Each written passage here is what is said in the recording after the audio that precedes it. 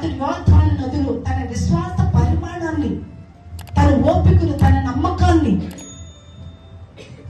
దేవుని ఎదుట ఎంతగా ఉన్నాయో పరిశీలించడానికే అతను ఎన్ని యోర్దాను నదులు మునగమని యేసు ప్రభు కూడా ఈ గుడ్డివాడికి అలానే చెప్పాడు.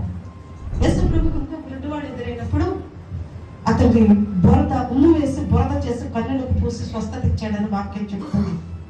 అతనికేమో ఉమ్ము వేసి బురద చేసి కన్నులకు పూసి స్వస్థతనిస్తే, ఇతనికేమో సిలోయమని కోనేరుకెళ్ళి కడుక్కుని స్వస్థత పొందమని ప్రభు ఎందుకు చెప్పాడు? ఒక్కొక్కరి జీవితంలో ఒక్కొక్క సమస్యలతో సతమతమైపోతున్న వారి బ్రతుకులు దేవుడు ఎవరికి ఎలా విడుదల ఇవ్వాలో ప్రభుకు బాగా తెలుసు. కొంతమందికి త్వరగా స్వస్థత కలుగుతుంది, కొంతమందికి చాలా సంవత్సరాల తర్వాత స్వస్థత కలుగుతుంది. అపోస్తలుడైన పౌలు తనకు ఒక బలహీనత ఉందని ప్రభు దగ్గర ముమ్మారు ప్రార్థన చేశాడని వాక్యం చెప్తుంది. అతను ప్రార్థన చేసినప్పుడు ప్రభు అన్నాడు, నా కృప నీకు చాలు. అంటే ఈ బలహీనతతో ఇలాగే బ్రతుకోని, ఈ బలహీనత నీకు ఒక ముళ్ళు. అది లేకపోతే మనం ఒక్కోసారి మాటను